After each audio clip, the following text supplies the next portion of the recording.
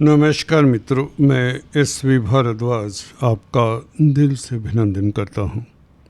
दोस्तों, आज हम मकर राशि, मकर लगन के लिए गुरु से जो संबंध बना है बुध का और शुक्र का, उसके ऊपर खास चर्चा करेंगे। वो इसलिए क्योंकि बुध एक तो गुरु के नक्षत्र में प्रवेश किए हुए हैं और गुरु के साथ युति 22 जून से 2 रोज पहले बना चुके हैं।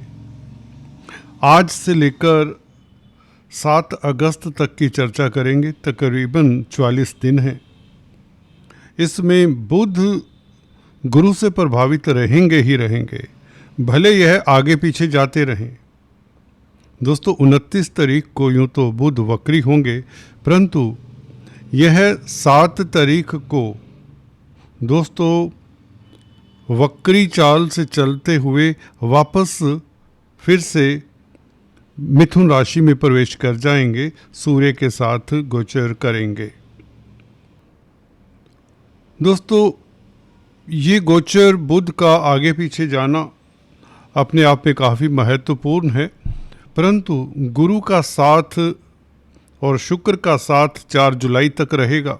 शुक्र 4 जुलाई को सिंह राशि में प्रवेश कर जाएंगे, परंतु बुध यहाँ पर लंबे समय तक रहने वाले हैं। कुछ समय के लिए यह मिथुन राशि में वापस जाएंगे 7 जुलाई से, तो रहेंगे पुनर्वसु नक्षत्र में, जो कि कुछ दिन से गोचर कर रहे हैं। तो गुरु के साथ बुध का यह लंबी अवधि तक नाता, 7 अगस्त तक पुनर्वसु नक्षत्र में रहना और सप्तम भाव में गोचर, और कुछ समय के लिए 7 जुलाई से लेकर 24 जुलाई तक 6ठे भाव में गोचर, ये क्या कहता है इसके ऊपर टिप्पणी करते हैं। दोस्तों, चर्चा को आगे बढ़ाने से पहले आपसे निवेदन, अगर आप पहली बार आए हैं तो कृपया सब्सक्राइब कर लें। अगर काफ़ी समय से हमारे इस चैनल को देख रहे हैं परंतु किसी कारणवश सब्सक्राइब नहीं किया, तो आपसे भी गुजारिश है, विनती है, कृपया सब्सक्राइब करते हुए बेल आइकन दबा दिया करें। गुरु दोस्तों, आपकी कुंडली में सप्तम भाव में राजयोग कारक हैं, नो डाउट। ये आपके कई आधे अधूरे कार्य पूर्ण करने के लिए कृत संकल्प हैं। मैं अक्सर बताया करता हूँ, जो नए हैं, पहली बार देख रहे हैं, उनके लिए रिपीट कर दूँ। गुरु राशि से द्वितीय भाव, पंचम भाव, सप्तम भाव, जहाँ पर एट प्रेजेंट है, नवम भाव और एकादश भाव में बहुत अच्छा फल देते हैं। यानी कि राशि से इन 5 भावों में जब भी गुरु होते हैं तो अच्छा ही फल देते हैं। आपके लिए सप्तम भाव में, जो कि दाम्पत्य जीवन का, व्यापार का भाव है, कहीं ना कहीं कैरियर के ऊपर भी सप्तम भाव का कंट्रोल होता है, क्योंकि दशम से दशम होता है सप्तम भाव, तो कैरियर का विचार भी सप्तम भाव से किया जाता है। तो गुरु यहाँ पर बैठकर आपके कैरियर में अवरोध दूर कर रहे हैं। तो गुरु कैरियर के लिए बहुत अच्छे हैं आपके लिए। और बुध के साथ, जो कि भाग्यस्थान का मालिक है, देखिए भाग्यस्थान का मालिक जहाँ पर जाएगा, किस्मत ही अपने दोस्तों को, मित्रों को, दुश्मनों को देगा। जी हाँ दोस्तों, आप ऐसा समझे, गुरु के पास है क्या, किस्मत है।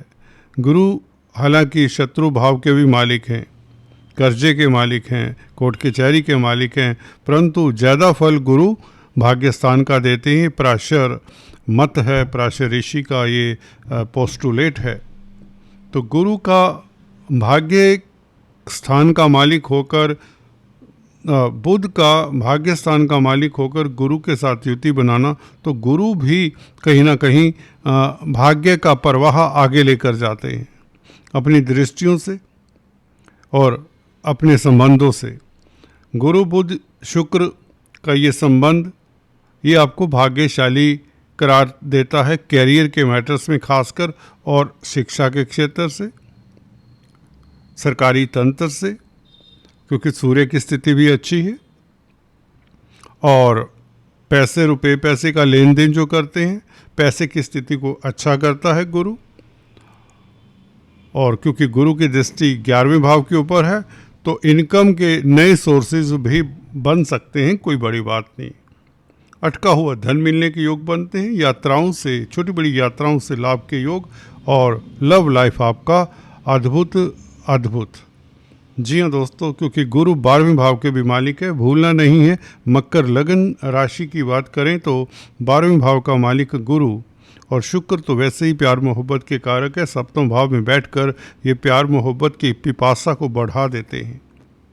गुरु शुक्र इकट्ठे हो जाएं आपकी कुंडली में, वो भी सप्तम भाव में, तो प्यार की अग्नि ज्वाला भड़कती है, यूं कहें।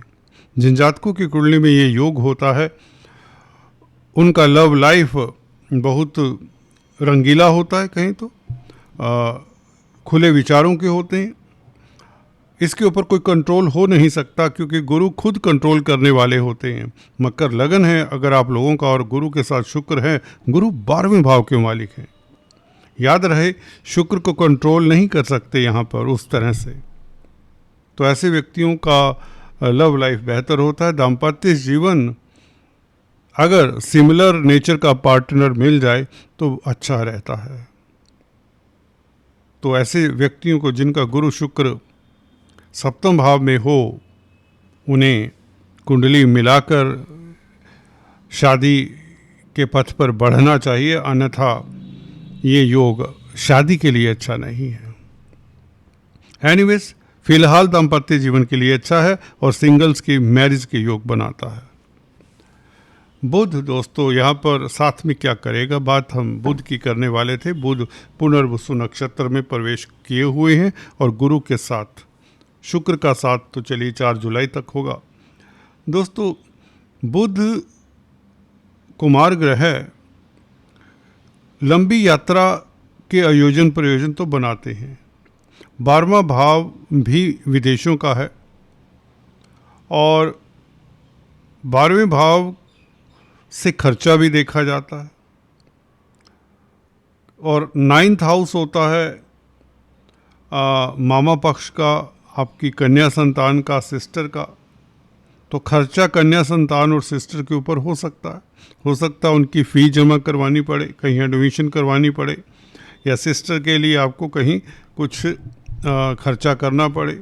मामा पक्ष को लेकर भी आपका खर्चा हो सकता है क्योंकि गुरु 12वें भाव का मालिक है, जो एक्सपेंडिचर का कारक मालिक है। फिर भी धन तो आता रहेगा क्योंकि गुरु की दृष्टि 11वें भाव के ऊपर है। तो बुध गुरु का ये संबंध, एक तो विदेशी कामकाज में सफलता, भाग्य विदेशों में साथ दे। बुध कम्युनिकेशन का कारक है।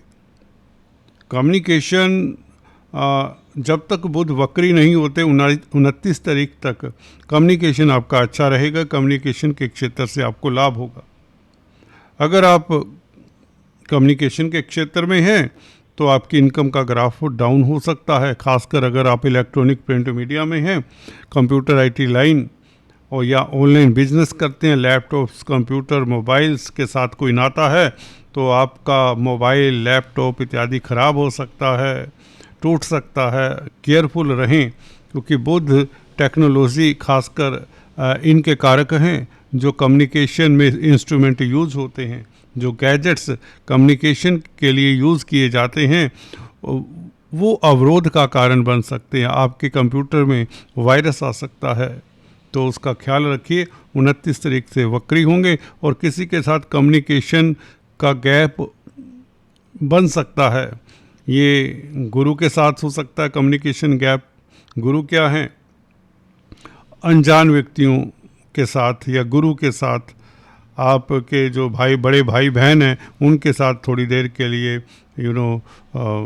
क्योंकि लंबे समय तक ये यहाँ पर वक्री नहीं रहने वाले। 24 जुलाई तक वक्री रहेंगे, 25 दिन ही वक्री रहेंगे। तो एनीवेज कोई ये लंबा चौड़ा प्रभाव नहीं है।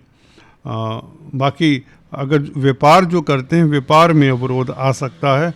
जो व्यापारी हैं तो उन्हें कोई डॉक्यूमेंट ऐसा साइन नहीं करना चाहिए बिना पढ़े कि जिसमें वो डील कैंसिल हो जाए किसी त्रुटि के कारण, या किसी डॉक्यूमेंट में फलाह के कारण।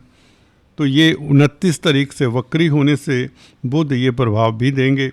तो गुरु के चक्रव्यूह में, जैसे कि हमने टाइटल में लिखा, जी हाँ, 12वें भाव का मालिक है गुरु, और बुध मित्र नहीं है गुरु के, ना शुक्र मित्र हैं।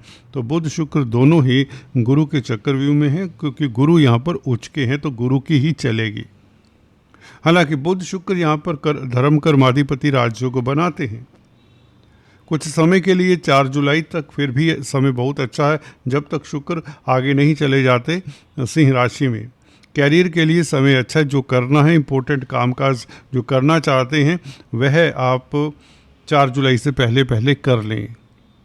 उसके पश्चात आपको उतना कंफर्टेबल जोन नहीं मिलेगा, नहीं तो फिर 24 जुलाई तक आपको रुकना चाहिए।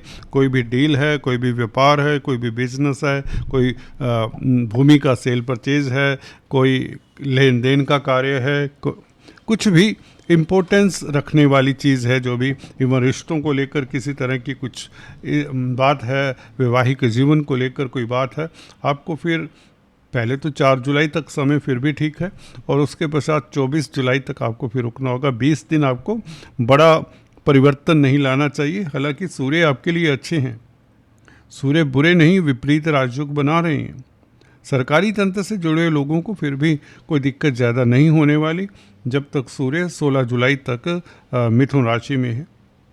हालांकि बुध पीछे चले जाएंगे, 7 जुलाई को वक्री हो जाएंगे। वक्री चाल देखिए 29 तारीख से वक्री होंगे, और 7 जुलाई को ये वक्री चाल से चलते हुए सूर्य के साथ मिलेंगे। तो इसका मतलब बुध आदित्य राजयोग बनेगा और डबल विपरीत राजयोग बन जाएगा। गौर करिए, यहाँ पर ये बिंदु मुझे शायद पहले आपको बता देना चाहिए था, जो मैं अब बता रहा हूँ। वो ये बिंदु कि सूर्य और बुध दोनों यहाँ पर इकट्ठे होंगे 7 जुलाई से लेकर 16 जुलाई तक। 16 जुलाई को सूर्य आगे चले जाएंगे कर्क राशि में, तो मिथुन राशि में सूर्य और बुध होंगे 7 जुलाई को इकट्ठे, क्योंकि बुध वापस वक्री चाल से चलते हुए पीछे आ जाएंगे।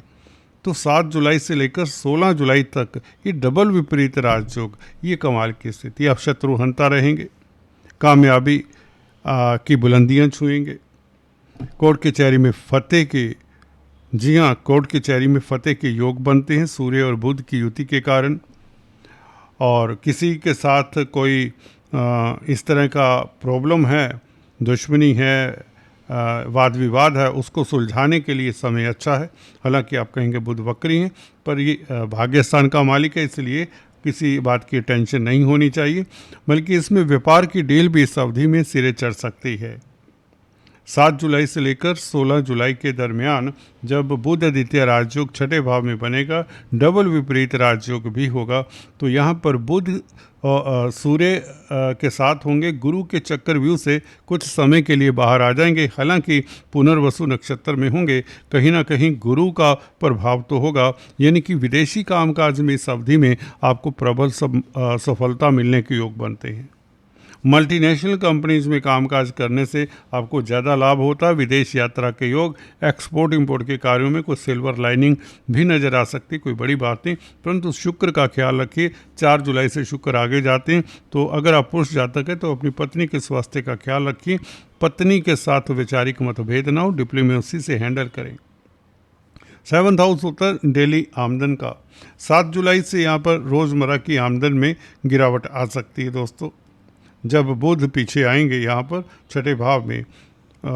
बल्कि 29 जुलाई से जब वक्री होंगे बुध, तब थोड़ा सा गिरावट हो सकता है। तो उससे पहले पहले आप धन की स्थिति का जायज़ा ले सकते हैं। 29 जुलाई से पहले पहले 29 जुलाई तक धन की स्थिति बहुत बेहतर रहने वाली। 29 जून तक धन की स्थिति बहुत बेहतर रहने वाली है, जब तक बुध वक्री नहीं होते।